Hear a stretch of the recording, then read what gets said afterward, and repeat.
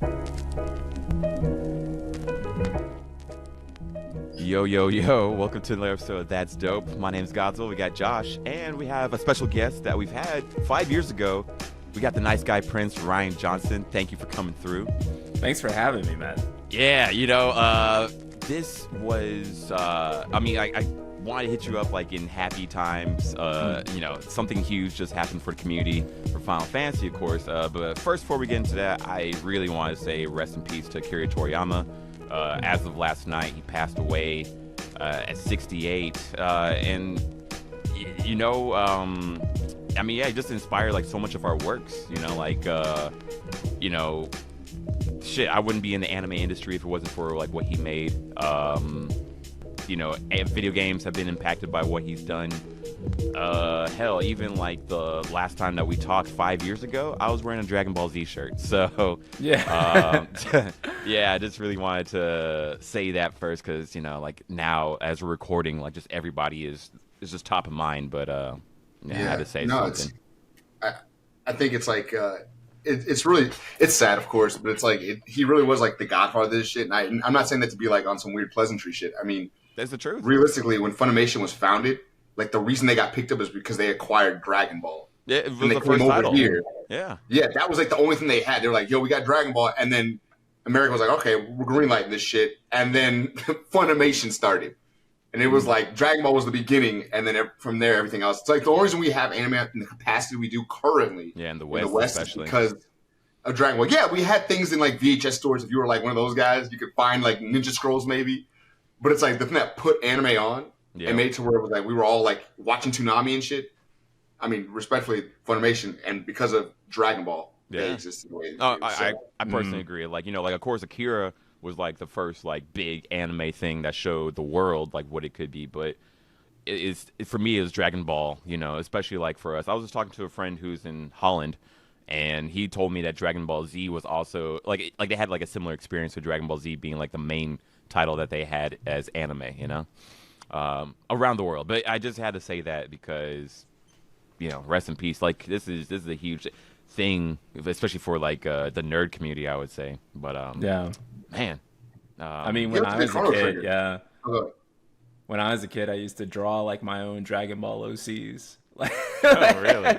Yeah, I draw like my own Saiyans and stuff, man. It's true, but like, honestly, like it's insane, like just how cross-cultural Dragon Ball is, and I don't even just mean like across the entire world. I mean even like in sub niches, right? Like if you're a gym bro, you love Dragon Ball, you cannot go to a gym in 2024 and not see someone wearing Dragon Ball merch. And the reason they're there is because they saw Goku training growing up. Exactly. And that's profound. People are taking care of their health. Yeah.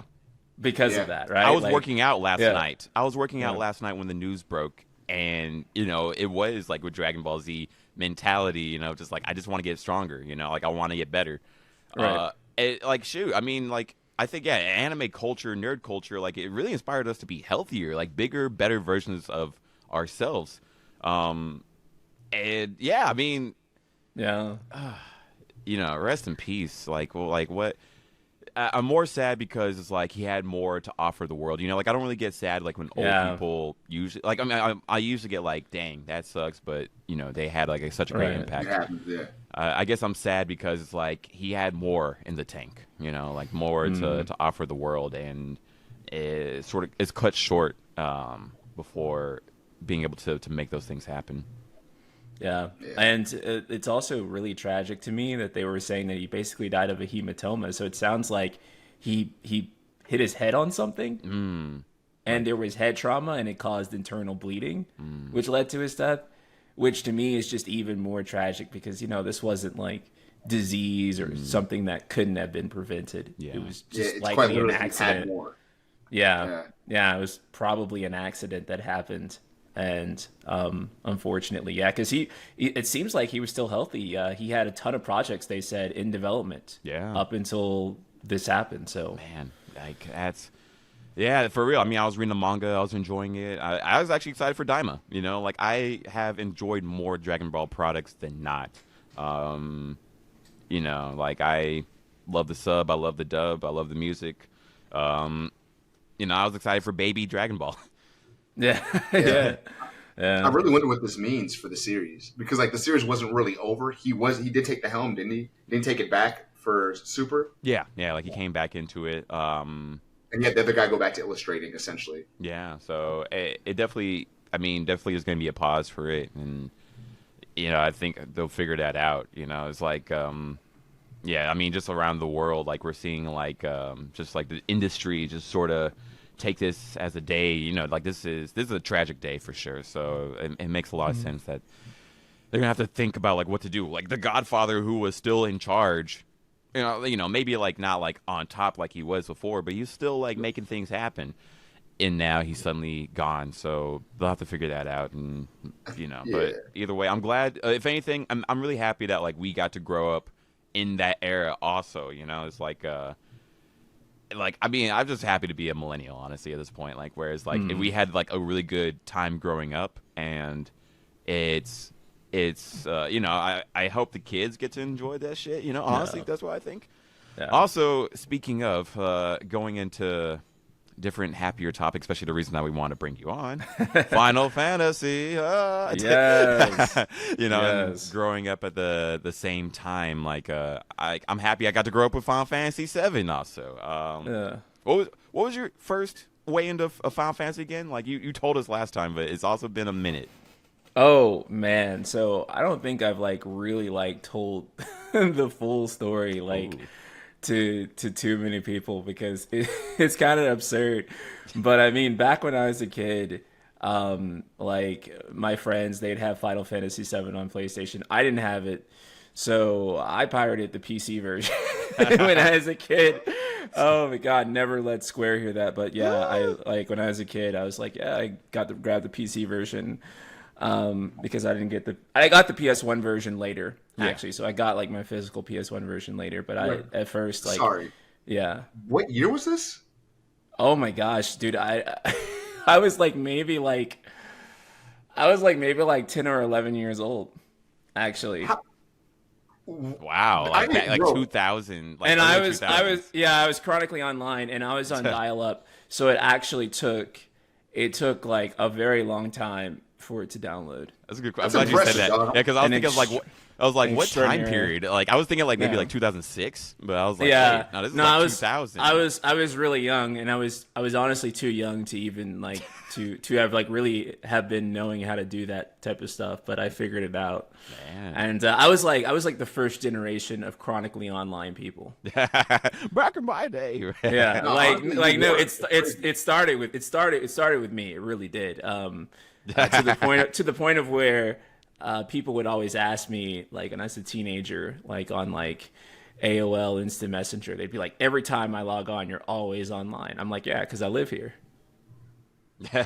welcome to my world. And so yeah, that was how I really got started with Final Fantasy. Of course, I'll tell everyone, I recommend you go and purchase games legally now.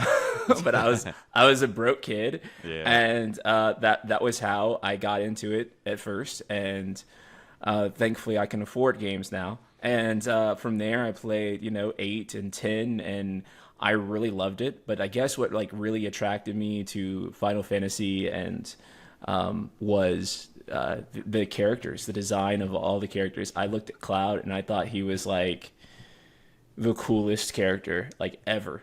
And like I didn't know anything else about him, but I saw the CG render, the iconic one where he's facing Midgar, and then I saw the other one where he's on his motorcycle and he's got a sword, and I was just like, I don't know what this is. I was about to say, like, was it like the blocky versions, or was it like the full versions? Because funny enough, the blocky Barrett was what got me. Really, like the chibi like field model. Yes, I was like, I think he's cool. I know. So actually, I like, and this is like a sin to even say now, but like I wasn't like the hugest fan of the blocky models. Actually, I like the battle full size models more because I thought they looked more. Yeah, I thought they looked more anime. And you're not wrong. Like I think I'm weird for really liking the blocky versions, but like I think that's what got me. Like where like I saw them just do their thing, and I was like, that's cool.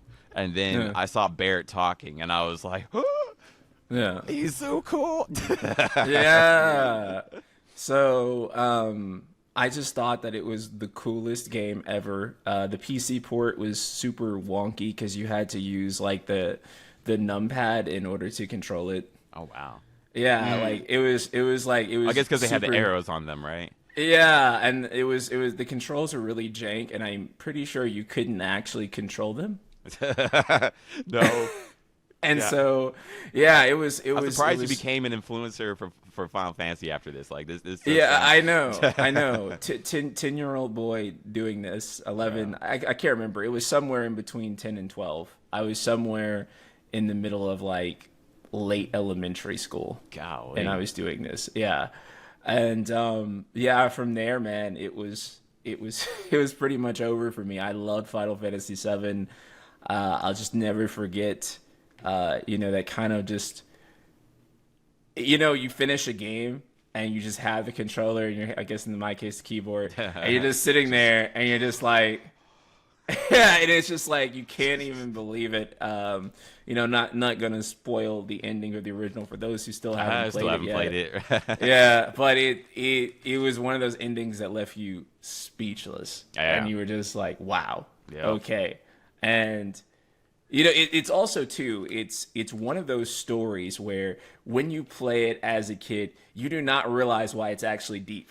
Yeah, like there's just so much going on. I was just like, oh, it's Shinra, and then now it's Yeah. like, oh, the government. Oh shit. Yeah. Like, environmentalism and like a lot more deeper topics than I definitely didn't think. Wu-Tai and Right. yeah. How do you feel about how it's being portrayed now in the remake? Because from what I've seen, and I'm someone who stopped at 6. I was burned out from Final Fantasy after playing the first 6. Like you played This 1 happened- through 6, and then Yeah, this happened years ago. I remember actually was. I remember you telling I me. think I about this, remember yeah. that. Although I didn't know Yeah. you stopped at 7. That's hilarious. I thought. Well, I finished. I got through 6, and then I was just like, my brain was just like, no more. I can't deal with the crystals and the I can't go and get fucking what's that dragon's name? Bahamut. I can't summon him again. man. Dog. Every game there's always a Sid. I was like, I can't. Also, I really need to play 6, but go ahead with that. What you were saying. It was a really good game. 6 is actually really good. I heard that's it's when the the story best started jumping up. Yeah. I heard The 6 story is jumped still up the best. tremendously. Yeah. Yeah. Yeah. 6 is but- amazing. Yeah, 7. I'm really debating getting the remake right now. Actually, just starting the remake and getting to the second one. And if y'all just spoil it, doesn't really matter to me because I think I'll enjoy it for what it is. Okay. It's just a gameplay aspect. Yeah. But it's like, how do you feel about how they're representing the characters? Because I noticed something that I don't think the older version could have really represented very well was how soft Barrett looks without his sunglasses. Yeah. And I think it's in a good way. Feel me? Barrett runs Avalanche, right? From what I can gather. And it's like, this is like a fucking terrorist organization, essentially. Yes. As far as the government's considered. And it's like, he is very stone cold. Dang, He's as like, far as the government's considered, I do like that. Although Right. they are straight up terrorists, but yes, continue. Sorry. yeah. I gotta think it's about like, it. he's internally like a cancer to them. Yeah. And it's like, he's just a guy who, what was it? What was the story? He lost somebody. It was a whole thing. But essentially, he seems like a very nice guy. But when he's wearing his sunglasses, he looks like the leader of Avalanche. And that's what he comes across as, just that. Like, he is a guy who gets shit done. He's blowing shit up. He's got a fucking, what is he? He's got the fucking gun on. Yeah. Like, this dude is serious. And then I realized in the remake, they made it to where they really made him humanized as like a very nice person. Because like, he takes his sunglasses off. That's the nicest looking nigga I've ever seen in my life. Yeah, he's beautiful. He's beautiful. Yeah, bro. I was like, and you can just tell, like, it's the person. Like, and then he put the sunglasses back on. He's like, all right, let's get back to killing niggas, bro. Yeah, man. Yeah, It's dude. beautiful. I don't know if they had that in the past. I don't know if they could have represented that because of, chibi models and such.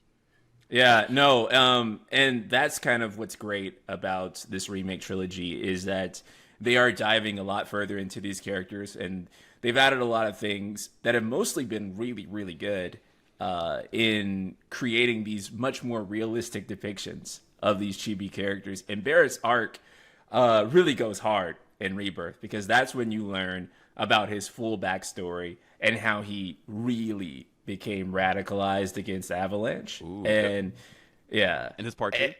yeah, this is mostly in part 2. You get a little taste of it in part 1. In part 2, they go all the way in and show you like the full backstory. And of course, that backstory was also in the original as well. It was pivotal to his arc. Sweet. I was wondering if we change things up too like that. Yeah, and they change up a lot of the presentation there, and they do add some stuff. But again, it's mostly for the benefit, I feel like. And you know, when you kind of see these scenes and they're voice acted and they're portrayed in much more realistic graphics, you realize just how bad, you know, like it hits you. It's like, man, if I were him in that situation, I absolutely burn everything. We have my gun on. And I'm like, we got to ride out, guys, man. Yeah.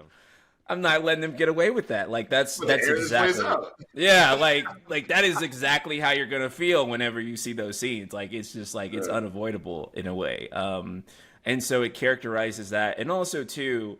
I mean, he's portrayed as a charismatic leader, you know, in the original game, but I think you really feel it in these games, why people would kind of follow him to do these very drastic actions that a lot of people probably wouldn't consider doing, even though, you know, none of us really like fucking Amazon. Oh man, start up an avalanche against Amazon. You know, not my one-day shipping, but at the same time. You know, right? And that nuance is also discussed too. That's great. Right, because at the same time that, you know, we're blowing up these reactors that are draining the life force from the planet, literally, we're also hurting people because that same electricity was going to power a hospital, was going to power, you know, people's homes. And so you're taking away from people at the same time that you're giving back to the planet. Yeah. And so what is... Didn't the blowing up actually, like, blow up people? Right, too. That's another thing, too, is that... Well, that's also kind of the plot twist at the end of the first chapter, is that even though they calibrated the bomb to blow up only the reactor, Shinra kind of goes in there and is like, we want to turn, you know, the news cycle against them. So we're going to make the bomb blow up a little bit more to kill some people, have casualties. So that way we can have the news report on there and they'll be like, oh my God, look at all these people that these radicals killed. That's good commentary. That is. Right. That's amazing commentary. Yeah. You said that even better than I remembered it. Yeah. So so stuff like that, I feel like amplifies just how evil, you know, unchecked corporate greed can really be.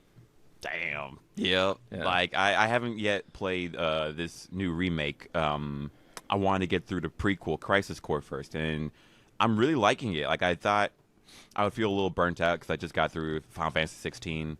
But I really like how they have put the themes in Crisis Core, like where it's like, maybe we shouldn't trust the government, you know? So you know, like you're a top corporate number, you know, but then you're seeing like all the messed up things they do, and like all this side quests are like showing like how ruined the world has become because of what they do, or like the cleanup missions they gotta do is like, oh, we gotta take out these terrorist cells, you know, we gotta take out you know, other people from other nations, you know, like we're just these soldier, you know, soldier is just a cleanup crew along with the Turks, right? Right. It's pretty cool, like how, like I think like when I played as a kid, I didn't get it. I didn't get like any of these aspects, you know, even watching the movie. Now it's all like coming together.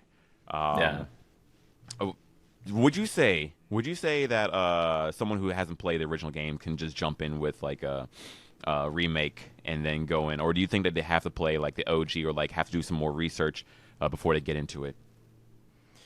Oh man, that is a complicated question. Okay, Square officially will tell you that for Rebirth, you could just hop right on in and enjoy Rebirth. To a degree, I think that you can. Like, if you just want to play an awesome open world game, there's like, you know, there's like 150 hours of content in that game or more. Wow. It's a long platinum. I think someone who's platinum, it took like 200 hours. It's a very no. I've finished the game because I was provided a pre-release review copy. However, I'm nowhere near a platinum. I'm still working on that.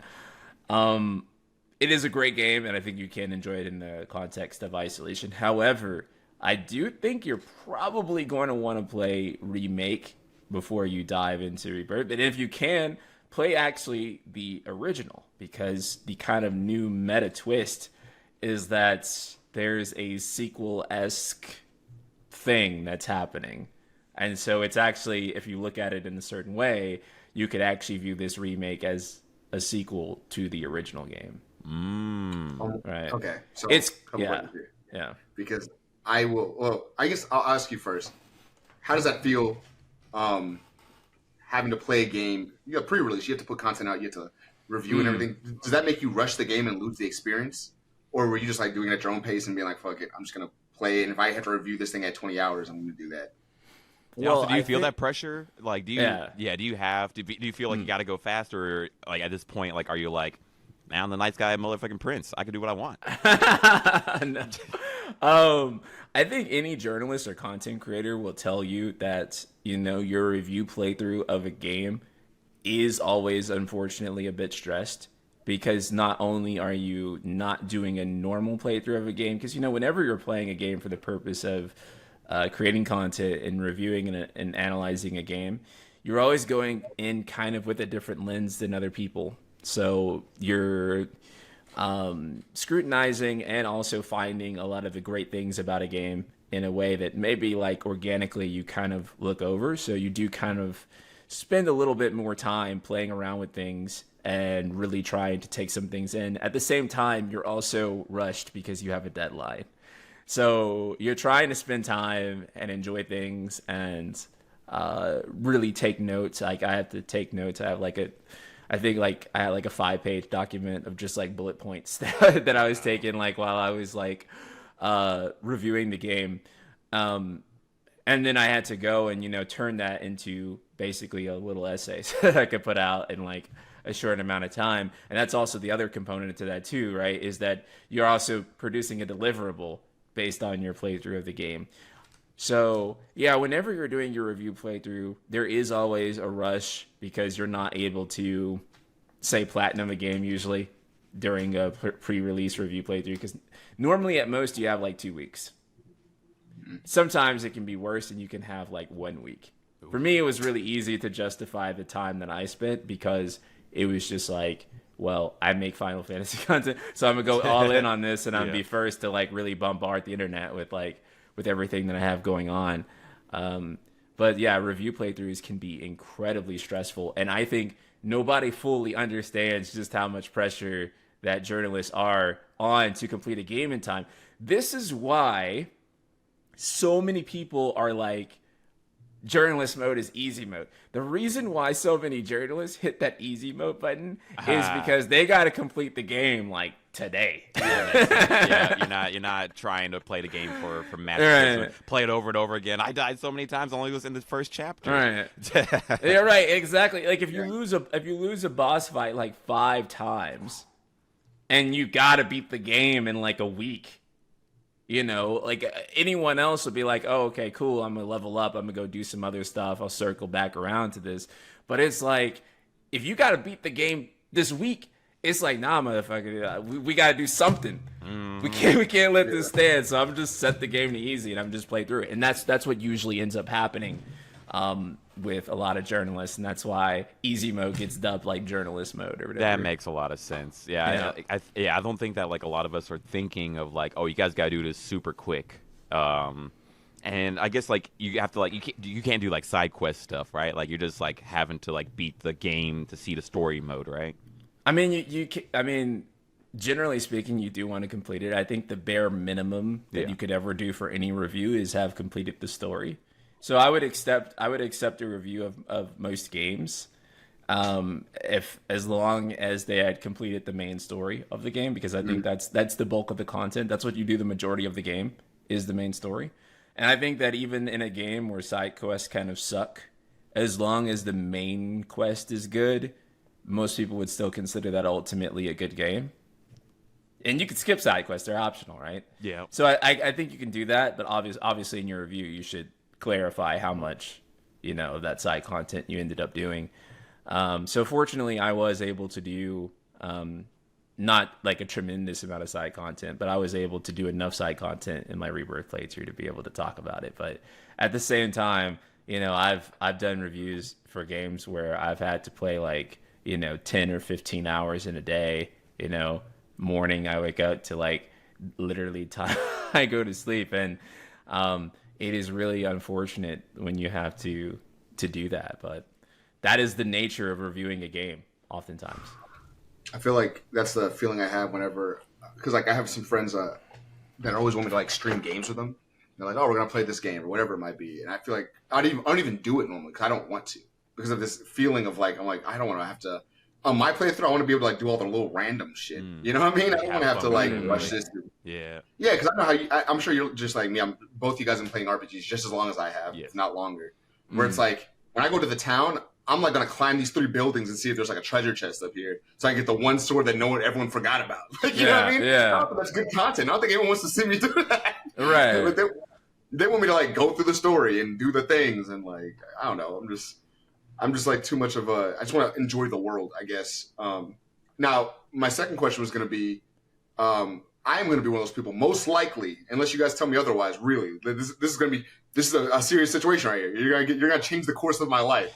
So should I, because I was planning on just getting 7 Remake and then going into possibly Crisis Core or going right into Rebirth and being like, this is fantastic. The issue was I wasn't sure how linear the game was, and if it wasn't linear, I was like, this might be a big ask to like commit myself to these games. I was like, maybe YouTube was better. But I wanted to try. Now, should I do that, or are you telling me to go on Steam and get the original 7, like you said earlier, and now play through all of 7 and then go into Remake? Because I'm like, bro, I don't want to be burned out again, because I think I love it. But I'm like, what if I'm just like, fuck, I'm not interested. Like, now I know all the like I know what's going to happen, sort of.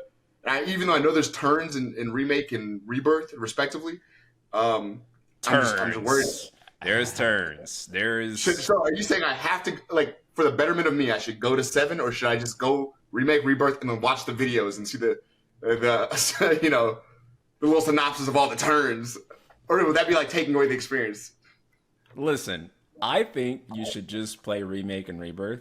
I do think you should play the original if you have the capacity to do it. But like what I would say is that by the time you finish Remake and Rebirth, you're gonna like look back at them and kind of actually want to play the original, just because the way in which they play off of it, and you'll know that they're doing it. Because you'll know that they're doing it, and then it'll almost drive you insane to the point of where that you have to go back and be like, what actually happened? Because like in the first game, again, there's some pretty big twists in there. But like one of the new mysteries is that characters are basically seeing the future, and they're having visions of stuff that's supposed to happen ahead of time. So it's live. All right. So was the original game, I guess for both of you guys, was the original game more linear? Like, could I finish that game feasibly within 80 hours, or is it gonna be way less? Way less. Bro, if you burn through that game like 35 hours. Really? It's I thought really it was like 3 back in the day, wasn't it? Wasn't it like one of the biggest games of its time? Yeah, it was like one of the biggest games of the time. But honestly, video games have gotten bigger now. And that's actually video games are actually way longer now. It's kind of funny too. We don't think about it, but like even like RPGs like Chrono Trigger, that was like 20 hours. Right? That wasn't like 100 hours. Like nowadays we have games that's legitimately like, you know, like Persona 5, like, oh yeah, it's 100. Like I sort of don't believe you, but at the same time, I guess because like I like to do everything, but at the same time, I guess you can just sort of burn through the main story like super quick, huh? Yeah, no, I mean, and that's the thing. We don't even think about that. Like really, like how much more game we actually get now, and it's kind of paradoxical too, because oftentimes we get more game and it's still incomplete. Yeah, people were like, at least I talked to a few people, and they were like, this seems like a cash grab to split up Final Fantasy VII like this, you know, like 3 different games. But the first game was absolutely stacked, like where I didn't even mind that it was just its own thing. And then I'm hearing that this one is so much more packed with content and things to do that it sounds like it's really worth the money, and even splitting it up like this. Like, would you say that too? The cash grab debate has been going on since this thing was first announced. Yeah. Although I feel like that was like unfair until it came out. Like, right. Just people like, oh, they're doing something different. They can't make a AAA game, in 3-4 discs or something like that. Yeah. So here is my take. Yes. Which is a little bit more nuanced than like what I feel a lot of people are nuance. saying. I feel like the first game probably did not need to be as long as it was, and actually looking at the size and scale of this game, I now look back at the first game and I think that the first game probably could have just been an opening to this one, because Midgar in the original game is 4 hours. Wow. And they turned that 4-hour section into a 35-hour game. There were quite a few times I was like, we're just walking a lot. Yeah, and they padded that game to hell. Yeah. It could have been done in like 10 hours tops. They had the directors of Toei running that shit.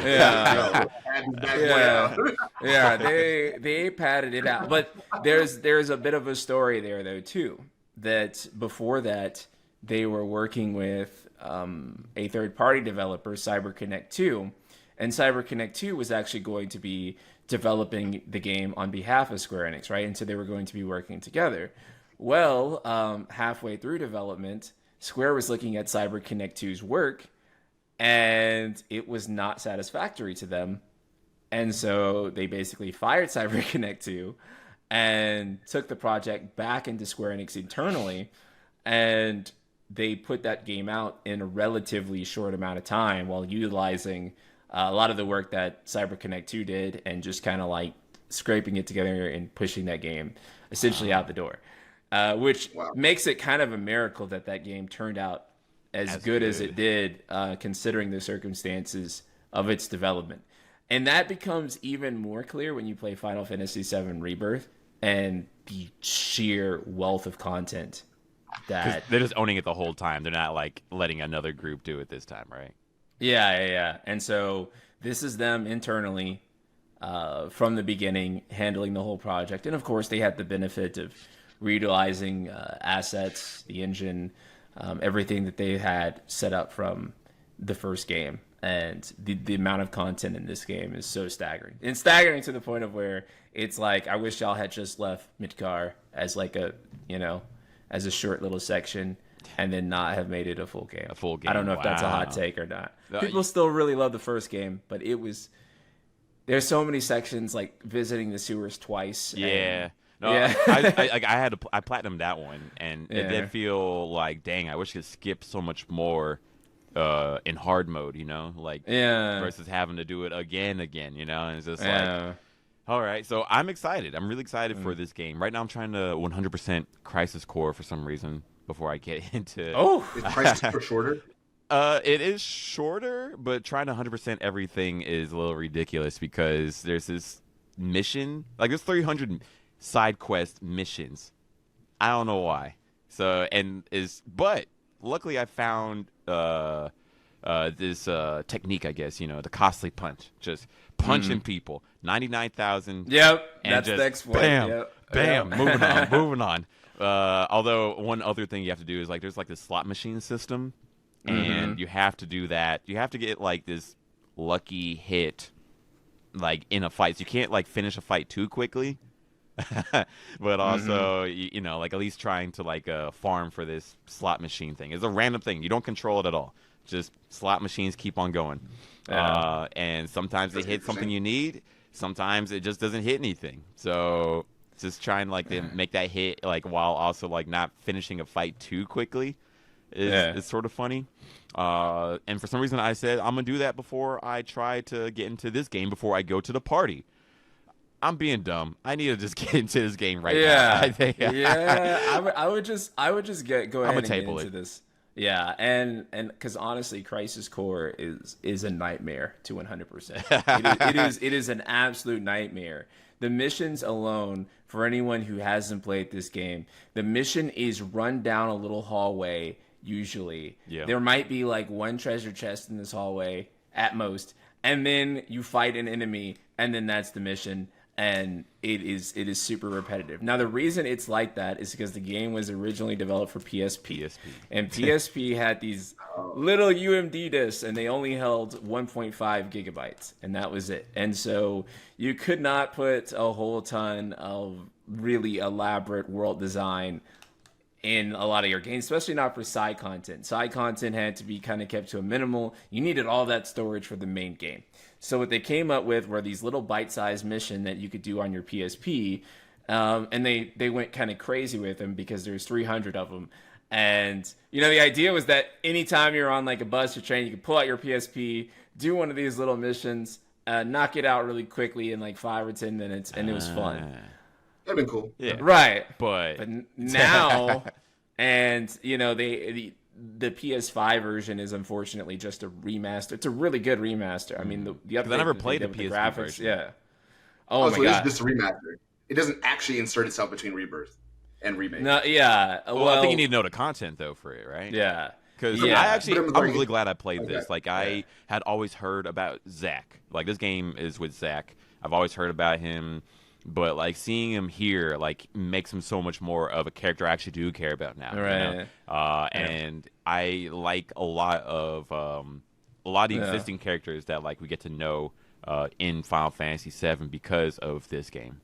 Right. So Zach in the original game is maybe in there like 15 minutes. Like it's very brief. You don't really get to know much about him or anything. But for the context of the original game's narrative, it's not really required. You don't have to intimately know Zach. And they came up with Crisis Core whenever they were making this thing called the compilation of Final Fantasy VII. This was when Square was like, we need to make money. And so we're gonna make sequels. Yeah, we're gonna make sequels and continuations of like popular FF game. Yeah, Dirge of Cerberus, and so it's also why they did Final Fantasy X-2. It was during the era where they had Yoichi Wada as their CEO, and that was his big deal. Was that, you know, we're not just gonna keep putting out all these Final Fantasy games one and done. He's like, we're gonna keep cashing in on them, because people still like them and they'll still buy and do other media from them. Whereas, you know, Sakaguchi's philosophy before that was like, you know, very much the opposite. He's like, nope. He's like, let's not dwell on the thing we just did. We need to do the next thing, the next, you know, big new thing. And to a lot of people, of course, that's where people are like, oh, that's where they fell off. You know, because they started double dipping into, you know, older projects and stuff like that. Because what do you think about that? I personally like 10-2.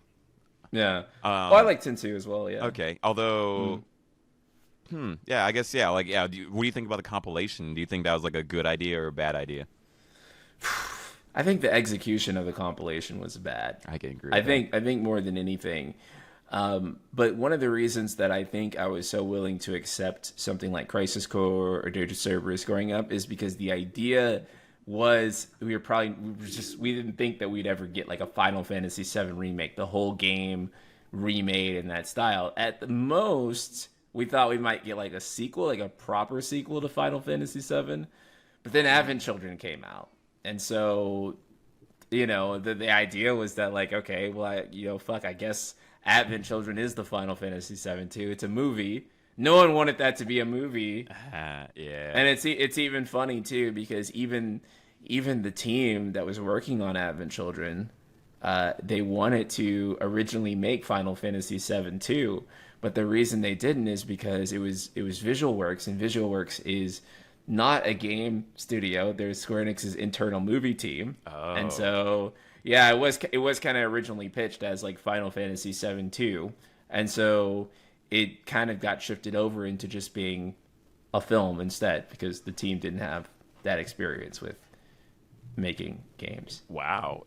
Also, what did you think about Advent Children? Like, did you watch it back then? And I guess did you also watch it recently, like when they re-put it out there? Advent Children is true emo core. Yes. It's true emo core. don't think it's like a particularly masterful film. Like, if I'm honest, like I wouldn't go and say like, oh my god, Advent Children is like one of like the best films of like all time. That that being said, it did like have its place in actually still being like an inspiring like work of art, and a lot of it comes down to the visual design and the choreography that they had. Like, a lot of the fight scenes were stuff that was like way ahead of like other CG animated films at that time. You know, you still go back and look at that film and look at some of the fight scenes, and they have not aged badly at all. It's still top quality stuff. But yeah, it's a film that is really important to me, important to my childhood.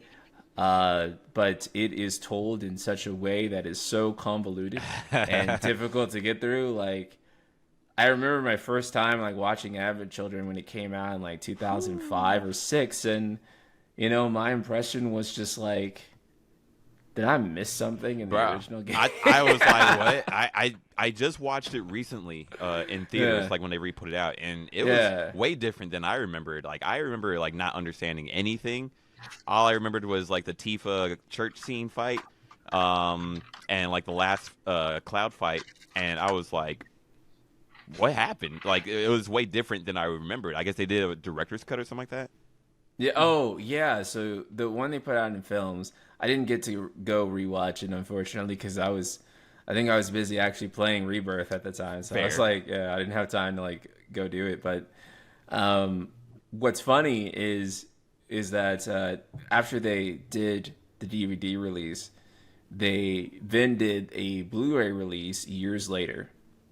I actually own this Blu-ray release, and by the way, it cost $100. I was like a senior in high school, and I had to do some odd jobs to save up $100 to buy this. The reason I bought it is because it actually came with a demo for Final Fantasy 13 at the time. Wow. All right, and so I was like, I could be the first person in the West to play Final Fantasy 13. So I went and I saved up my $100. And I went to buy this demo online. I imported it from PlayAsia. Wow. Yeah. That's hard. That's dedicated. And so, yeah. So, but yeah, they added 30 minutes worth of scenes, and they reworked a lot of existing scenes in Advent Children Complete. So that's why, and Advent Children Complete, that's probably why you walked away feeling like it's a more coherent movie, because one of the things that they addressed in Advent Children Complete was making it like more coherent and making the story make a little bit more sense. Because as a kid, I remember like getting it, like I remember borrowing it from a friend like in middle school or like I think middle school, and I never gave it back to him. I forgive me. Like, I think I still have it back at my Dallas address. I remember like a friend gave it to me, and I watched it, and I was just like, I don't know what the heck just happened. Like, that looked cool, but and then I just saw it like a few weeks ago, and I was like, oh, that healed like a part of my soul, you know? Like, I needed to see this complete version, and it made me more happy and excited for like actually the game coming out. Like, you know, like, oh, maybe there's hope again for Square Enix and all that. Because also, I was go ahead. Oh, go ahead. No, go ahead. I was going to change topics too. I was going to say, I've noticed that like Final Fantasy, it seems consistent that they always kind of push a graphical barrier that we've had around. Like, whenever they have games come out, it's kind of weird because, for instance, when 10 came out, 9 to 10. I guess Square Enix in general. Because do you remember? Okay, first we'll go with it was like 10 came out. I remember there was a trailer for it where the big fucking blue dude shows up, the giant guy with all the fucking hair. Kimar. Yeah, he pulls up, and I remember that was a trailer back in 2001 or something. What was like? It was like way back in PlayStation 2 days. 2001. Remember PlayStation 2? If you look back at PlayStation 2, those graphics are horrendous. Yeah. So they put that out, and you're like, everyone was like, "What the fuck is that?" Like, that's the most real shit we've seen in our lives. Like, you know what I mean? And then I remember because like their cinematic team does great work when it comes to visualization. Yeah. Same thing happened with Kingdom Hearts, to be honest. Kingdom Hearts, like that they played the fuck out of that intro scene. Like, that was insane. The water, like, this water looks real. And then you play the game, you're like, this looks okay. This looks pretty good. Yeah, the cinematics are always way ahead. Yeah, they're always ahead. And I remember for Advent Children, at the time it was 2011. So Advent Children came out in 2005, I think, which is wild. First off, that's insane. That's what is that? That's Wii era. Oh, so yeah. It came out 2006 or 5. That game was so ahead of its time that movie was so ahead of its time graphically for what we were doing that I was working to get a job with a real big TV company at the time. And I was about to work at this Best Buy in like the TV section. They had me doing all these tests. And I was like 19. I was like, oh man, I got to study, got to do this thing. And one of the guys was like, hey, I'm going to get you this job, bro. Just come over. This guy named Kevin. There's this Asian dude. He's like, I'm going to pull up, bro. We're going to knock it out. I'm going to teach you all about TVs and shit. I was like, all right, bet. I pull up on him and he's like, he made me watch Advent Children, then explain to me all the things that are happening in the movies, like the lighting right here. That's why we play it on our TVs. And he made me watch the whole goddamn movie. Wow. I was like half this. No, because you also had no Final Fantasy knowledge, also, right? Bro, yeah, but he was like, the resolution in this scene is insane. You would never get this in Shrek. And I was like, I get it. Just tell me that. Yeah, man. But it was like, this is 2011. He's playing something in 2005. And this is I can't remember the name of the company. It's a big TV company, like a really popular one. The more expensive brand. But he was like, when we go to Best Buy, he plays on all the TVs to make sure everyone understands the fidelity of the TVs. He played a thing from 6 years ago. Yeah. To prove to people now how good these TVs were. Yeah. Like, that's insane. Yeah. How far Final Fantasy pushes it. Yeah. That's Advent Children. Yep. It was a masterpiece in those ways. The story, maybe not so much, but all the other aspects of it were really masterful. You know, I've been thinking about that with art, honestly, like something that like might look the best, but doesn't have like the best story. And then like I'm like, what do I rank that? You know, like it has like amazing elements. Like honestly, Final Fantasy 15. Like I right now am struggling to be like, what do I rank that to myself? You know, I platinumed it, and I think it had like amazing music. It looked dope. I thought the characters, well, most of them were pretty cool, you know, but I was bored like a lot throughout the halfway points, you know, like if it wasn't a boss fight, I was bored. And I'm like, how do I like rank that? You know, like there's other like titles too. I think like beautiful, amazing elements, but like for me personally, Blue Eye Samurai. Right. I think I'm the only person. Yeah, I'm the only person. What? Yes, you are. I know. Everyone's like, it's amazing, and I'm like, yes, you are. I know. You fell off, bro. I think that's the only divergent opinion I have. That's like, because also I recognize that everyone loves it. I watched it all, and I was like, I think it's okay. Maybe. Nah. you fell off. Everyone like, so wait, you said 15. You didn't mean 16, right? Just to clarify. Oh yeah. Oh, both. Yeah, 15 and 16. There we go. Yeah. Okay. Yeah, okay. I was Thank like, you. Because when you said bored, except for like when I was in a boss fight, I was like, is he talking about 16? Yes. No, see, because I was like, that's kind of a criticism of 16. That's like really common. Yeah. Okay. I'm glad I'm not alone. Yeah. Yeah. 16 really felt like that.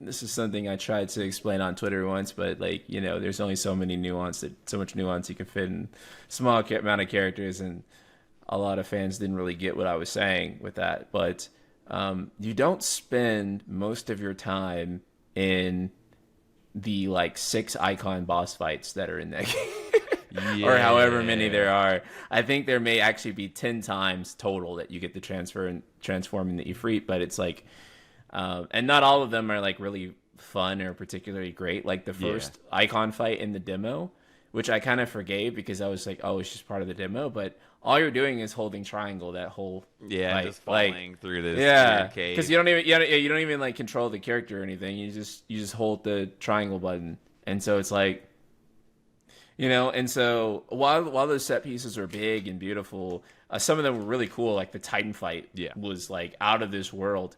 But at the same time, I'm just like, if I were doing this more often and controlling this more often, it would be a lot more impactful. Yeah. Whereas it's literally just a few fights throughout the game that you're really getting to do that. And most of the game, what you're actually doing is collecting like dirt for like Oh, this NPC. that hurt me. Yeah. That was the first time I had felt like I don't care about the side quest. I had never thought that in a game like I usually play. Like I usually go around talking to the chickens and the cows. Hey, how you know? I was playing Baldur's Gate right before this, and I actively talked to the animals, right? Because they have something to say. You know, I talk to the kids and the people, whatever, right? Oh, you need to go get some flour from this city, old lady? Well, I got you, you know. This was the first time I was bored. Like, you want me to do what? Well, a big part of it was that because of the poor itemization in the game and the game's lack of like a decent upgrade system, whenever you would do most side quests, there wasn't actually any tangible reward for it. You would get experience and maybe level up, but it's also sort of like, because of the game's hack and slash nature, as long as you're like decent enough at action games, and honestly just playing through like the main story, you'll always be on the level that you need to be. So it was just sort of like there was never a reward that you got from doing a side quest that made you actually go, crap, I gotta do the side quest. Yeah. And story-wise, there were some really good side quests, especially toward the end, like where that paid off in like a huge way. Some of which even surprised me with some of the content that they had in them.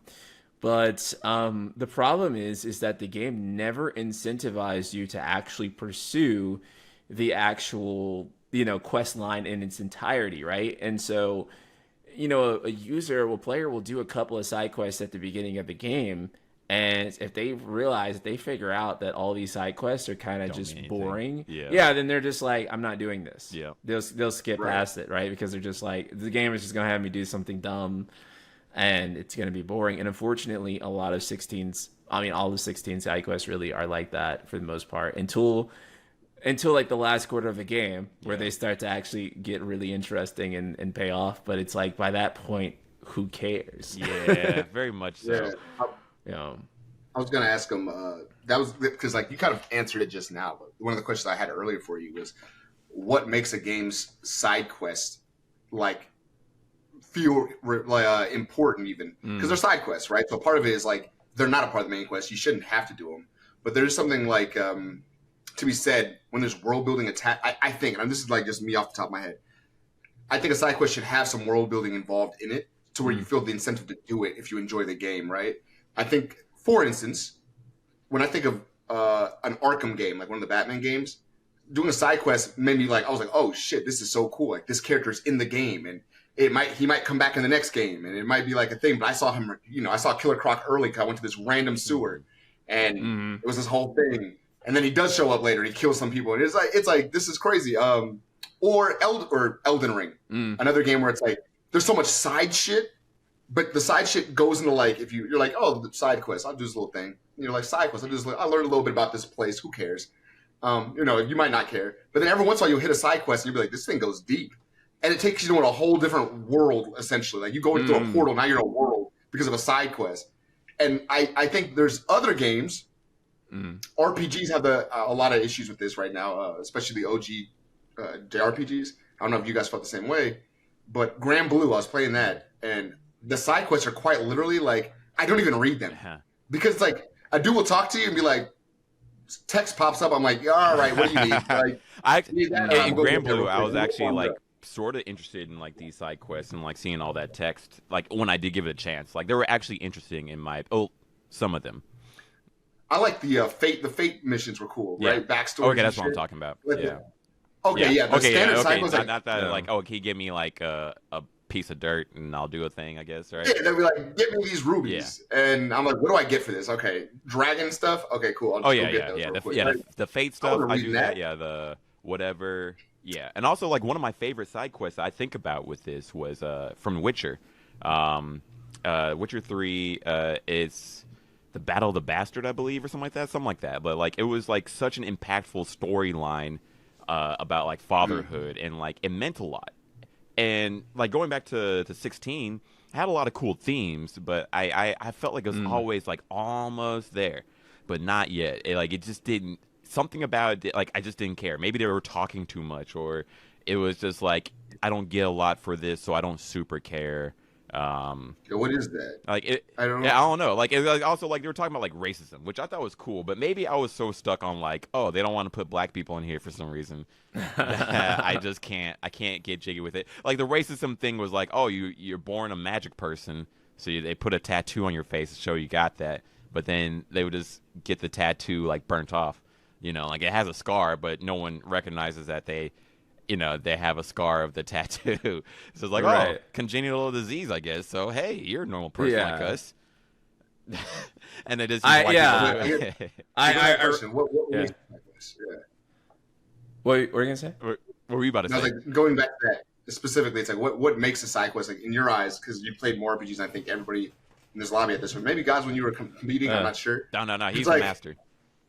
Yeah, like what would you call, like what would make a game?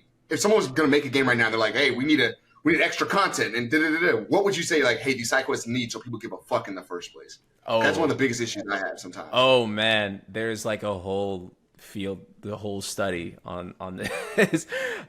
Side quests are, they're really hard to make good. The problem with designing a good side quest is that you want to make a side quest feel like it's impactful, but you also don't want to make it feel like, oh, you didn't do that side quest? Well, you fundamentally don't understand this part of the story or this part of the world, right? So you have to do this balance where you're in between trying to make it so that it's important, but so that it's not like so important that you need it for the story, and that it's not so obscure that no one cares. So there's a delicate balance there. And then the other component is the reward. The reward is also tremendously important. And that's one of the things that Final Fantasy 16 was lacking was, if you do the side quest, you're still getting a thing that's intangible to you, that doesn't really add to your play style, how you enjoy the game. One of the games that I always look at that was like incredible for side content too was like Majora's Mask. Because I look back on Majora's Mask and I think about how that game makes you end up doing every side quest in a very organic way, right? Like without you necessarily setting out to do that, right? And it's really cool because the player, a lot of times, they would unlock hidden mechanics within each of those masks, right? Like, like the bunny mask that would make you like run faster and do things like that. And so all those different masks, they'd have like a little twist or something, and you can go around and you'd get different NPC dialogue from wearing those different masks. So I think that if you can introduce something new or novel to the player for having done those side quests, or if you can open up a new area for the player, like if a side quest leads you into a secret dungeon that you would have never gone through, if it leads you to part of a map that you would have never explored otherwise, Rebirth actually does a really good job of this. For example, like with Rebirth, if you're in the first region of the game, there is the Deadlands, I want to say it's called. But you would never actually go that way if you're just following the main story. Like there's nothing in the main story that actually leads you in that direction. However, if you're going through the side quests, then you'll actually discover there's like this whole other part of the region, like secret part of the region, with all these other things and all these other items and all these other hidden discoveries that you found. Well, now that I know, and they put this early in the game, right? This is in the first few hours of the game. So that tells the player right away, if you do the side quest, you can find like a little hidden region that you don't need to go through. It's pretty neat. And so right then and there, I'm going to think, oh, I need to start doing these side quests. I can find literally anything. Sky's the limit, right? If you can find a new area that you wouldn't do anything, right? So now you're like, okay, I got to do everything. And then another good thing that Rebirth does too is that like it would like one of the early side quests expands the lore of the mayor and the town of Calm, and you learn a lot more about that. So a lot of topics that people have interest in is really good. A lot of the fate of the NPCs in the first game is actually discussed at a further point in Rebirth. And it's also very interesting too, because Remake was slammed pretty hard for how bad its side quests were, because a lot of Remake side quests were like, go kill a bunch of mutant rats. Yes. Yes, I remember that for sure. So Right. I'm excited. Yeah. You got me hyped. I'm like, what am I doing playing Crisis Core right now? Yeah. Now that's an example of bad side content. Because Right. I mean, sometimes you get okay rewards, but the process of doing it sucks because you just go do a fight in a hallway. And I'm just 56% in a mission, so I'm like, but I'm just watching like TV shows on the side, like while I do that. I feel like that's always the issue, right? When you start feeling repetitive about your side quests, it just happens. Like you'll be like, oh, this game, essentially just being like, hey, go fetch this. And I don't know who's in charge of side quests when they do games like that. But they'll be like, fetch this, and there'll be another person you talk to like has an icon over there. Go fetch this, and you're like, bro, okay. Like, but it's like I don't care about the world anymore. And now you're literally an NPC to me. Yes, all right. Like you come across them. I think some of the best NPCs are the ones that you remember later on when you're done with the game. Yeah. Like, remember that dude from because the Majora's Mask. I remember Lon Lon Ranch. Like when I was in that bitch and the aliens showed up and I was like, the fuck is happening, dog? And I was like, they're taking the cows and I was like, dog racing. This is a side piece. Like, right. But I remembered everything. And I remember this is a big point of contention for a lot of game developers because like a lot of game devs are mad. I want to know what your perspective is on this. Elden Ring came out. Yeah. Elden Ring, game devs were mad. They were like, this is not how game development should work. There's nothing indicating where you should go next. There's no like, da-da-da-da. But it was one of the biggest selling games of the year. I think it got game of the year. And I did notice, like you said, so it's like in one regard, they broke the system, right? Because I'll say the good thing first. They did well because they made their side quests lead to big things. Right. Right? Like Melania, one of the hardest bosses in the game, is a side piece. Like you never have to see her. Oh, really? Yeah. I stopped playing the game for a little bit because I lost her so many goddamn times. Came back and beat her after 2 days of grinding just her. No. But it was like she's such a big part, and she's a pivotal part of the DLC coming out. Yeah. There's DLC coming out. Her brother is a big part of that. And even her brother was a part of another side quest that you don't ever have to see. Yeah. You talk to like a guy and he's like, bro, you want to go kill some people?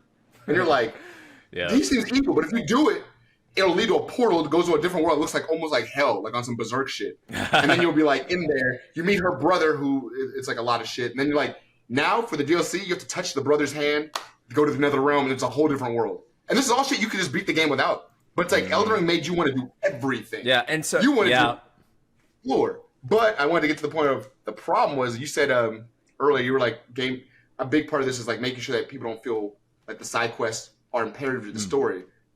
But I think Elden Ring broke that law too, which is like another thing I think game devs were mad about because like the side quests, they were like you would not understand the lore if you didn't do them, but you didn't have to do them. Right. It was weird. So and that's like part of the thing too is that I feel like most people will do it if you create that magical experience of you could have not saw this.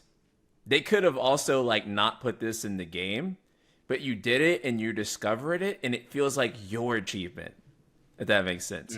Right? Like there is always that feeling of like, you ever played a game and like you stumbled onto like a secret dungeon or like something completely optional and like at that moment you felt almost like this magical feeling like in your gut, like oh, like the game, like your enjoyment of the game, like your appreciation of it, like immediately deepens at that moment. Like, oh my god, okay, this is interesting. Like now I got to do everything. If you don't have that now I got to do everything moment early, I think that is why Elden Ring can get away with it and like other games can't, because Elden Ring very much has that I gotta explore everything. I gotta do everything. I gotta see like what this leads to in order to do it. And most people end up doing it. So it never ends up like, oh, I skipped all the side quests. So I didn't really know, because if you start playing Elden Ring, you want to do everything. You want to, you want to explore that new dungeon, that nook and cranny of the world that it doesn't directly lead you to. And because it's the type of game that lends to you doing that by default without the developers having to tell you to do it, I feel like people will discover that like automatically. Like you won't have to put like a quest marker somewhere to be like, go there. Yeah. And it makes the game feel cool. It's what makes that game feel living in a way. It's kind of like you said, where it's like the reward system is fantastic too. Like there's so many different classes and stuff in Elden Ring. Like sometimes you do get faith weapons, and you're like, I don't build faith. I can't use this. But like the idea of you getting these weapons that maybe none of your friends have, and like just like I'm gonna go into this random fucking cranny on the shore, and like who goes to this part of the shore? I did, and I found this fucking hammer. This shit is crazy. It's cracked. You know what I mean? Like Elden Ring does a really good job of making like incentivizing you to do these things. I guess the last thing I wanted to ask you that I had on my mind was how you felt about Final Fantasy movies in general, because I went to the theaters for 15, right? 15. I went to the theaters for 15, and I swear to God, I did fall asleep twice. And it was like, yo, bro, I was hyped. I was like, I gotta watch this thing. The boys, like, this is when the game came out. So I was like, these characters look dope. I'm excited for it. What's the movie? And it was just like, it felt like I was watching a what's that one guy who did the Dead Fantasy? I always forget his name. Oh, Monty Oum. Yeah, it felt like a Monty Oum production, bro. Like it was just fights. It's just fights, more talk, and more fights. I was like, bro, I don't. Okay, Final Fantasy movies have not been good. Straight up, I don't think that's a controversial take. Yeah, they haven't been that good. Cool. A lot of people like myself, they have a soft spot for Advent Children, but they still acknowledge that as a film and as a story, it was not like high grade stuff. Now, for a while, I was just completely black-pilled on video game tie-in media because it was just all so bad. And I think it was only recently that we started to get film and shows that really challenged that idea. Yes. We like started overall, to get we started to get Castlevania, Cyberpunk Edge Runners, The Last of Us, those sorts of things. And then that completely changed my perspective on it because I'm like, okay, we can do this. The first season of The Witcher. I would say also, hey, not the rest of it. Not One Piece even, like, what's really changed the way that we look at anime live action. I could have a whole discussion with you about how much I enjoyed the One Piece live action, but one thing that I think that the One Piece live action has in great common with these other films and stuff that I mentioned was great casting. I feel like you would actually become attached to the live action version of Zoro in like his own unique way, because he was in a way I think he's kind of like his own guy. Yeah, you know, like you're not comparing him constantly to, like, you are comparing him constantly to like the anime or the manga, but at the same time he gets to be his own entity. Like I love how like the cast for live action feels like its own entity within the franchise umbrella, right? Yeah, exactly. It's like its own interpretation. It's kind of like and maybe I'm not based on this. You're the bigger One Piece fan. I mean, I'm just like a One Piece guy. I still need to actually like sit down and like go through the whole anime, but like look at the manga. Yeah, read the manga. That's what a lot of people say. But like I feel like it kind of has a space almost where it's like a Marvel or like a comic book thing where it's like this is like this continuity of this character. This is Miles Morales from the game, and this is Miles Morales from from Spider-Verse, right? You don't have to like they don't have to be the same thing, right? They don't have to be the same Miles Morales, but it's the same general concept, the same DNA of the character. But I feel like also too, and that also extends to The Last of Us. I feel like too, which really nailed that as well. So there is a great way to do video game live action adaptations or do video game stuff like that. Just depending on the video game property. Not every game can receive necessarily a live action or a film or an animated film either. However, when I look at something like Cyberpunk Edge Runners, I actually feel that's probably the future of adapting video game worlds to some sort of series, where it was its own series within Cyberpunk's world, and both of them can be enjoyed in isolation. You can go watch Edge Runners and have no idea what Cyberpunk is. You can play the game and have no idea what the animation is. But if you watch both together, they synergize really well. And they give you a bigger, complete picture of the world. Yeah. And I think that is actually the future of, creating either animated or live action companion pieces rather than trying to be like retell the story, just right. Tell a different story within the world, right? Right, tell a different story. Yeah, that is meant for the medium. Yeah, right, because that's also a big thing. Now, when you look at like Advent Children or Kingsglaive, they do that in a way, right? They do tell that. However, I think a big part of the problem is that when you look at something like, Kingsglaive, for example, a lot of the issues with Kingsglaive extend out of Kingsglaive in the Final Fantasy 15. Like for example, they need Glauca to be killed by Nyx because that's his big bad guy, but that's the guy that killed Noctis's father. So now you killed him in the movie, and you don't get to kill him in the game. You don't get to avenge your father in the game, right? And so there's a lot of issues there too. And so I think that, like, at least when it comes to Square, they are on the right track in terms of making those things, their own stories. But another issue, though, too, is like with Kingsglaive, is that if you don't watch Kingsglaive, Final Fantasy 15 is kind of random. Yeah, also with the anime that they have too, right? And the DLC, right? With the anime, I felt the anime was maybe even more offensive in a way than like separating out Kingsglaive, because I was like, you basically don't get the backstory of the main characters if you don't watch the anime. And that great. It just never happened. It's just completely omitted from the game. Yeah, it's like too many ways, too many different mediums, I guess, of like trying to understand this story, right? Right. Or if you don't get all the pieces of this, then you can't really enjoy the story to the fullest, right? Right. And so what they have to do if they're going to continue to do this is they have to make it so that it can be something like Edge Runners, where I can go hop on, watch Edge Runners. Edge Runners can be its own thing. I can never touch the game if I want to. But what happened is that after I finished Edge Runners, even though Edge Runners is its own story with very few overlapping characters, Adam Smasher being one, though, that was a great idea. Well, then, bam, I want to go play the game. I want to fight Adam Smasher now because I watched the anime. And no spoilers, but everyone knows what Adam Smasher does in the anime that will make you want to go fight him. Yes. Oh. And then you get to go do that.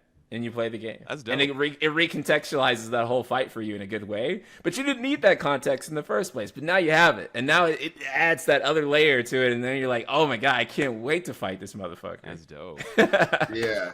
I definitely think there's like, I like almost everything you just said. So it's just like, I think whenever you're having a tie-in of some sort, I wonder if it is somewhat the safer route to make, and I've said this before, but I was like, I wonder if it's the safer route to make a game where it's not tied to the direct characters of the game or animate or whatever it might be. And whenever you make your next source or your next medium. So, for instance, there's a manga called My Hero, or an anime called My Hero. They have a thing called My Hero Vigilantes, which is a manga, which is its own manga, but it's about a different kid entirely. Yeah, and he does cross paths with some of the characters in My Hero, like the older brother of Ito. Like the speedster, he crosses paths with Stain at one point, but then he ends up getting shipped off to America to become a sidekick over there.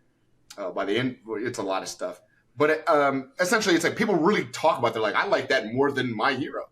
But it's like you give it the opportunity to live on its own rather than being like, let's do Deku side stories. Like I don't think people give a fuck, dog. Yeah, exactly. Like, I think people like you have the main series. Let the main series be the main series, and then do something different. I think Cyberpunk Edge Runners did that. We're like, you're your guy, and you're doing your Cyberpunk shit in Cyberpunk 2066 or whatever the fuck the name of the game is. 77. 77, I said 66. Oh. But it's like, when you do Edge Runners, it's a whole different kid, and it's like he's living in the world that's already been developed, which I think is so fucking fascinating. And I think they could do the same thing, and I think, in my opinion, I think Cowboy Bebop would have been better off doing that. You had the anime, we understood the idea of the world. Give me 3 different bounty hunters or something and let them be on their own ship and let them function going to Ganymede or going to Jupiter or don't go to Jupiter, there's nothing there. Yeah. Or going to whatever planet and experiencing things and just in the world of Cowboy Bebop. And that probably would have just been fantastic. Yeah, like I because think you're about always like gonna with draw Avatar. parallels. Nerds will always get I think mad. about like with the Avatar live action is the sort of like why do that again? Like what like what can they do differently, or like will this get people into the franchise, right? Yeah, honestly, maybe they should have done a different story instead of retelling the OG story, right? And honestly, in a worse way. Like it's still solid, at least in my opinion, but at the same time, it's like why retell the story, one beat for beat when there's other stories they could probably have done like in live action, I guess, if they want to do a different medium like that, right? Or what do you think? Do you think that is a good idea to? I mean, you probably don't, but do you think it's like worthwhile to try retelling stories like that in live action? Like it worked for Last of Us and One Piece, but it didn't really work so much for Cowboy Bebop. I think and maybe Avatar. Right. One Piece is a good example of it working, and it makes sense for One Last Piece of Us, because One Piece is like so. Yeah, Last of Us got mixed. Was that? Right. Yeah. Last of Us got a little mixed. Oh yeah, it was like it wasn't truly. Some episodes were really good, and then some episodes you're like, bro, what the fuck are you doing? Like, Yeah. Why are we going through this episode at all? Yeah. So the last One Piece is a good example. I'm sorry, go ahead. Right. I believe firmly that it is probably a better idea to create original content within that world, because you're trying to beat your last at bat whenever you're doing any type of remake or adaptation of these stories, right? And so with The Last of Us, right, they always had the game, and you're always going to be put in comparison to the game. Now, any type of animated medium like games is going to have a lot of liberties that you don't have in a live action. And so it's pretty much always going to come out on top, because those liberties are going to allow them to do things that you're not able to do in a live action and be expressive in ways that you can't be expressive in a live action.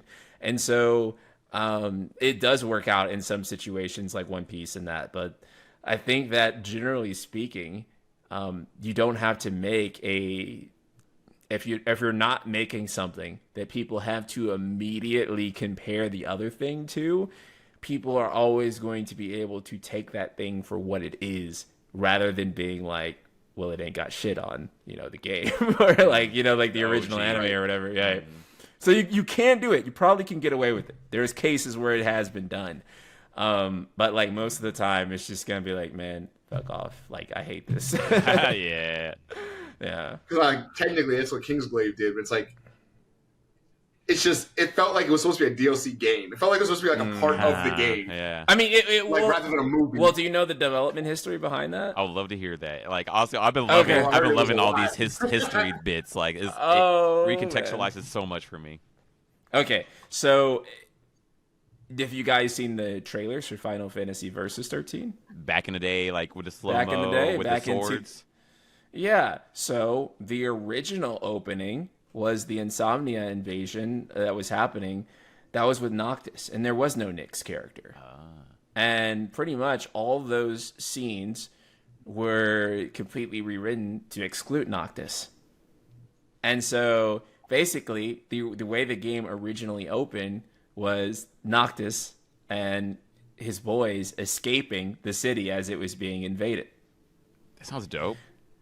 Sounds incredible. Well, during the development of Final Fantasy 15, what happened is that Tetsuya Nomura, who's the creator of Kingdom Hearts and the original creator of the Versus/15 project, he got moved off because they were like, this project has been taking too long, and we need you to work on Kingdom Hearts 3, and we need you to work on Final Fantasy 7 Remake, and we can have someone else take over this project. So they had a different director take over.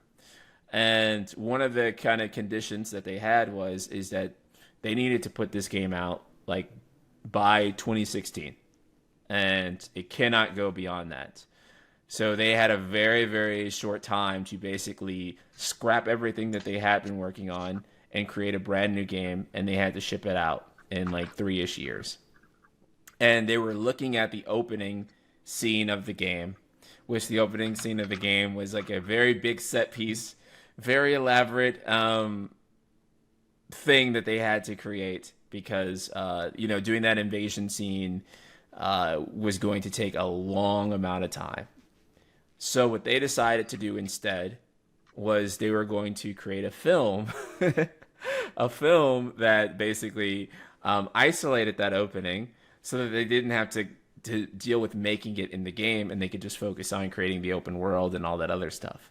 So they decided to make the film, but the issue is that in making the film, they didn't want to include Noctis in it, because if they did include Noctis, then you'd have like this weird thing where they felt like you would need to watch the film in order to play the game, which ended up happening anyway. You had to. Yeah. But they created Nyx so that he could fill in the role, which ironically, Nyx and Noctis both mean night. So there you go.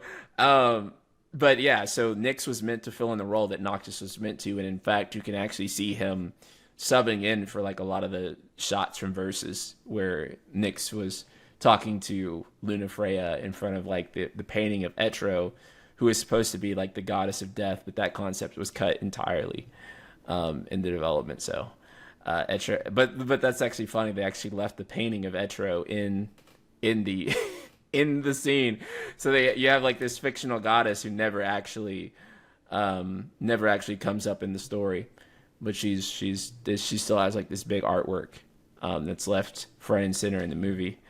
And that's probably because during the production of the movie, they actually ended up changing a ton of story in the game. And so a lot of the story plot points from the movie and the game don't entirely line up. Oh, God, what a it's a big all or nothing, right? Like you're trying to expand the world through different mediums. By doing that, it's like if things don't make sense, if every team isn't on base with each other, you're gonna have these weird plot holes and shit. Like like crazy. Right. Someone who's creatively in charge. Right. And you have to have a strict visionary, one guy who's like, this is it, and we're not changing it. Yeah. This is how this works. Like one team. Don't try to mess with it as much as possible. Yeah, run it by him, bro. I don't want to hear like, well, Link was actually the cousin of Zelda. I'm like, but we have her dating here. You can't bring that up now, dog. Right. Yeah. Like, yeah, it's then it becomes really weird, right, and really disjointed, and it's like, because one of the things, I don't know if you caught this, like, in like late game 15 when Arden is like trying to mess with you, he has like this illusion of like Nyx's like body hanging. From this was like, I don't know what's going on anymore, especially after. Right, but if you've never seen the movie, you're like, who? Yeah, very much. I saw the movie and I was like, what? Right. Time skip? What? Right. And then and so there's all those things that just don't line up. Yeah. The two pieces of media there don't really make that much sense with each other.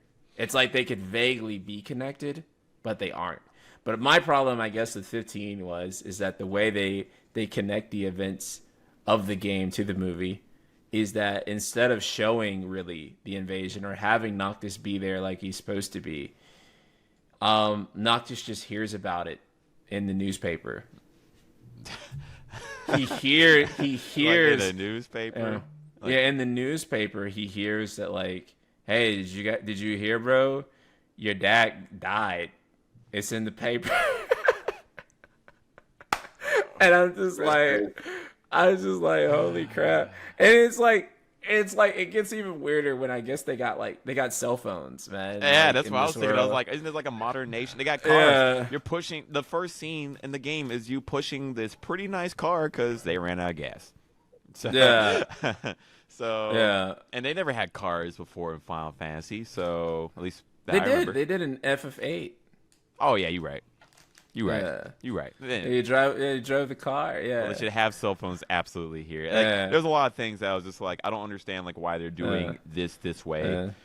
I guess, do you have hope? It is kind of weird. I was just gonna ask. I was like, how do you feel about like the franchise now, and I guess like what's next for you now with I mean, because you have like a lot of good gaming knowledge, so it sounds like games is still like your thing. Maybe fitness now too, right? Yeah. But like, how do things look for you, especially now with Rebirth now out? Like, do you have hope for like the franchise, and then also do you have like what's the plan if you have a plan? Oh man, wow, that's a great lot. question. Yeah. Well, it is a lot. So with Final Fantasy, I do think that Rebirth actually has instilled a lot of faith back in the fan base. It's currently sitting at a 92 on Metacritic, which is really, really, really good. It is one of the highest rated Final Fantasy games ever. Wow. At least since like the PS1 game. It's doing really good. It's doing phenomenally well. I really enjoyed the game. There are some narrative choices that are a bit puzzling that happened in the last quarter. And obviously I'm not going to spoil that one because that's that's brand new. So I'll let you guys figure that one out. See if you agree with me or not. You may play through it and be like, I have no idea what he meant. That whole thing was flawless. But there were some things for me that, yeah. And but overall, so you weren't about all of it. It wasn't like 100% like this is fantastic. The direction you take. You were kind of like. In my review, which is normal. In my review, I called it the best Final Fantasy game ever made. Wow. I still stand by that statement. You go through the quantity and quality of content in that game, the combat system, the characters, the music, the open world. It is the best game they have ever made. Period. It's the best. I don't think Square Enix has ever made a game this good before. That being said, some of the narrative choices are still going to really confound you. I think. But it is the best game that they have made. Wow. At the same time. Okay. So I think what I'm gonna go ahead. Oh, go ahead. No, go ahead. No, I was about to say, I think what I'm gonna end up doing, I think what you guys convinced me to do, and I'm pretty sure this will be a thing. If not today, probably tomorrow, if I got some time. I will probably go on Steam, get the original 7, play through that, skip what is it? Dirge of Cerberus. Yeah, don't do that. don't do that. I'll go into Remake and then get Rebirth, and that'll probably be my next 3 months of living. Yeah, that's probably what I'll do, just so I can catch up and like really be in on this shit. So when the next one comes out, I'm like, you're with it. Because guys will be talking about stuff. Sometimes he'll be like, bro, you got to understand. They're the rich people. You got to take out the, you know. I'm like, bro, what do you say? He's like, no, there's bodybuilders. Trust me. I'm like, bro, what are you talking Oh, man.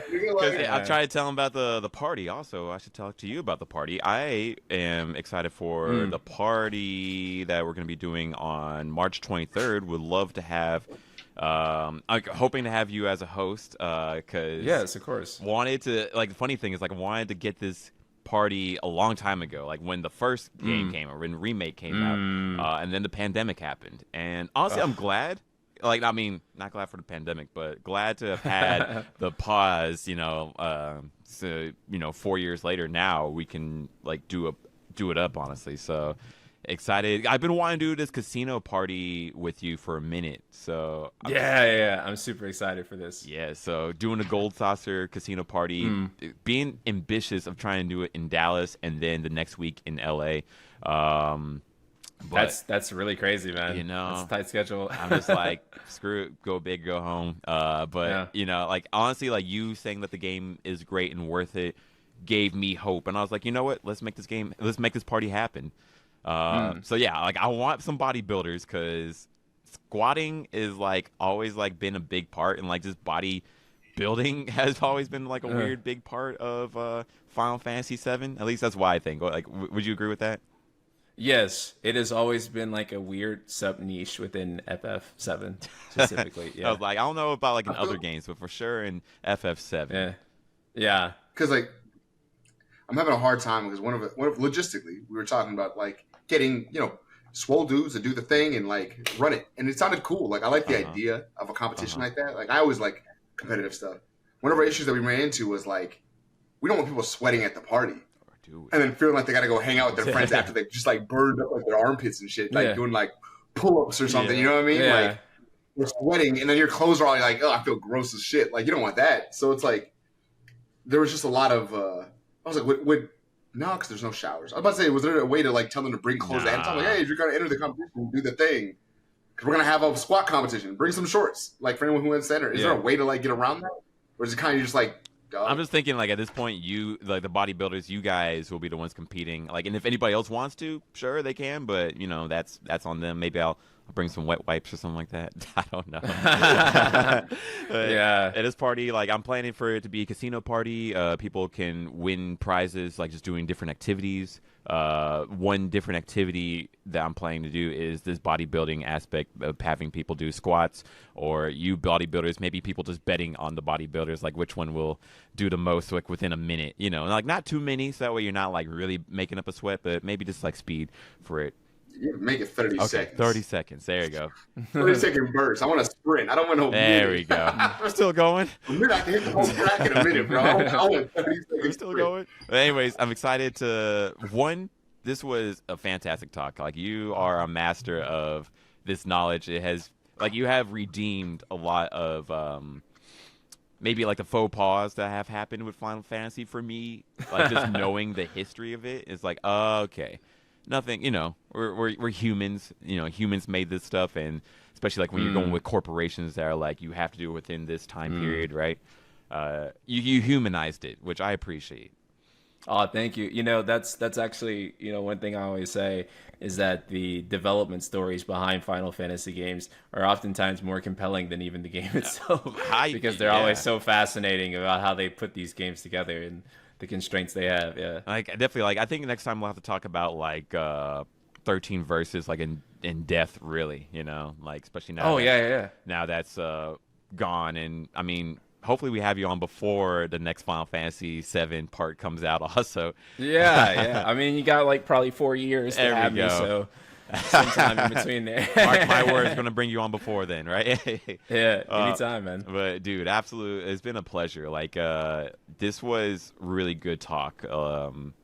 You know, being like a big fan, like I've learned a lot more, and it sounds like we're about to make a fan out of Josh. Hopefully, no, I think so. I mean, I like Final Fantasy. I don't hate on this shit. Cool. I mean, I don't know. Ever since One Piece, right? But that second game was Final Fantasy 2. Second game is bad. 2, yeah. That game is bad. That game is bad. It was the first. Yeah, Final Fantasy 1, real synopsis, real quick. Final Fantasy 1 was the most bare bones RPG. Before its time, you're like, that's cool. I could be a monk, I could be a thief, and then I get an upgrade from a thief to a ninja if I want to. You make your party, you go through this gift system, collect the crystals, fight the, you know, Titan characters, like the summons. Then you fight Garland at the end, the main knight.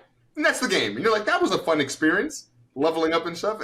Final Fantasy 2, they tried to go into story, but they didn't 100% commit to the story. So it's just like, you're like, that's my brother, and that's my sister. And then I'm like, all right, what else? The game just ends. Yeah. Like, it's so bare bones. It's like they just, I don't know, man. 2 was like probably the worst of the initial ones. We got to bring you back on to talk about that for sure, because I want to hear about the whole history of Final Fantasy if possible. Oh yeah, no problem. Something I've been wanting to do for a long time is like try to like to 100% or at least beat most of the mainline Final Fantasy games. I want to get a tattoo that sort of symbolizes the franchise, but that's something I need to talk to you some more about soon. Oh yeah. I'm trying to think like what would be a good symbol of that. I'll hit you up if I find it. Because I was even thinking like maybe like Ultimate Weapon or. Yeah, I think that would probably be like a really good symbol. But yeah, I gotta talk to you some more about that for sure. But Roman numerals. Yeah, something.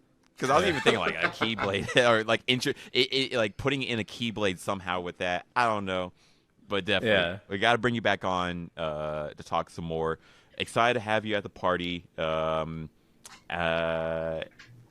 I'm excited. Like more things were gonna happen with you. And also, I'm excited for you and your channel. Like, congratulations like, with all your success, and especially like this being like such a big moment for you. Yes, man, dude. Right now, I'm continuing to make Final Fantasy videos, but also I'm diving into a whole bunch of other series and making videos on pretty much everything that interests me, and they've all been doing well. So I've just been kind of excited to see that my audience cares about what I have to say about stuff other than just Final Fantasy. Yeah. So I feel like I'm at a high point right now. I'm glad to hear that. I do remember like a fear was like, do you have to stay within that? But I'm really glad that you found your niche and like you're just really being you to the fullest. Yeah, and it feels good. It feels great, honestly. Like I love that I can still be who I am. People still care. They didn't just show up for the Final Fantasy. They showed up for me. Yes. And that's a good feeling. Absolutely. I mean, we didn't talk about you a lot during this podcast, but at the same time, I was thinking we were going to talk like more about like you also, but at the same time, I have. Unfortunately, I gotta go to a meeting in a few minutes, so that's why. But no worries, yeah. no worries, man. But it was an absolute pleasure having you on. Can you also remind us like where we can find you? We'll be of course putting your links like in the page, but where can people find you? Okay, so you can find me on YouTube, youtube.com/TheNightSkyPrince. I also recommend following me on Twitter. I'm not calling it X. Find me on Twitter. @NightSkyPrince_ because someone took @NightSkyPrince. It's a blank profile, and they should hope I never find them. Years later, scroll upon them. Yeah, I would be like, why you got that blank profile? Come like a Tom Berry like them, you know? Just you know what? Who's that guy? All these social media sites are trying to find something extra to monetize on. Like, here's what you do. Allow me to pay $20. If an ad has not been active for like 5 years, I can pay like $20 and I can take that ad. And people would like love it. And it would end the market on people trying to like steal ads like preemptively. Yeah. And then sell them on eBay. It would end that market entirely. That's what people do? That's all they have to do. Oh. That's all they got to do, man. Yep.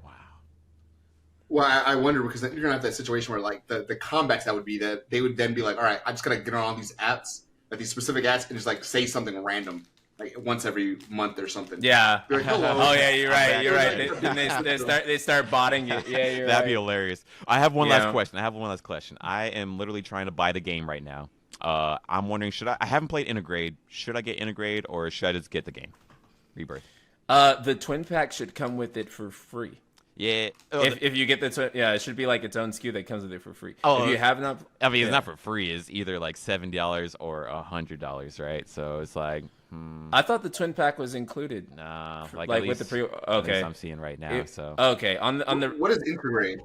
Integrate. So when they released it on PS4 originally, Integrate is the PS5 version, and basically it's the same game, but it's 60 frames per second, and they improved the visuals.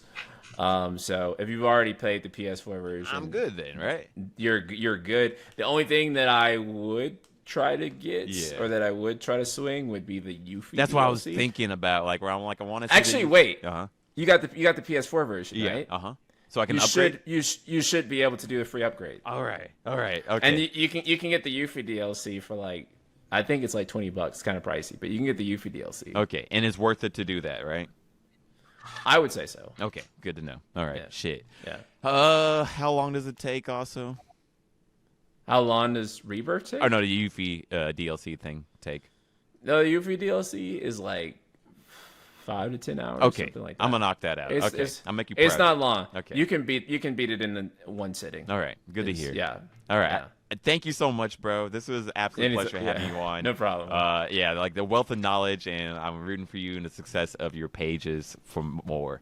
Anything you want to say, Josh? Appreciate it, man. Yeah, I guess I would say I have my own channel now too, on top of the ThatsDope stuff. So it's mid-tier Josh. You're gonna catch me there. And then, yeah, it's on YouTube. We got TikTok going, and it's like a couple of my videos got banned because I'm learning the ways of streaming right now. So learning how to like mirror images so I don't get caught for copyright. But yeah, I'm actually downloading Final Fantasy VII, the original, right now. When I get on it, so when you see me next, I'll be a different person. Oh man! Please Josh. keep me updated on your playthrough, man. I'm excited. Like, hit me up. I want to know about that. I'm excited. It's gonna be sick. It's gonna be cool. It looks like I'm already enjoying it because it's been such a long time. Like I feel like I'm rejuvenated. Like I can do OG this also, right? So, yeah, this is OG. It's $11 on Steam or $12. Yeah, man, it's real cheap. Yeah. Dope. Greatest game of all time, man. Honestly, I agree. I'm excited to hear how that goes. And dude, yeah, definitely hope to talk to you very soon, especially for the party. So, let's go. yes, sir. And last thing I want to say, come to Final Fantasy Party if you're in Dallas on March 23rd, and come to the Final Fantasy Party in LA on March 30th. We're going to be a dope ass time. We have live performances, casino games, and a lot of activities that we just started talking about. Prizes for sure. It's going to be a blast. So, Tell them about the strippers, guys.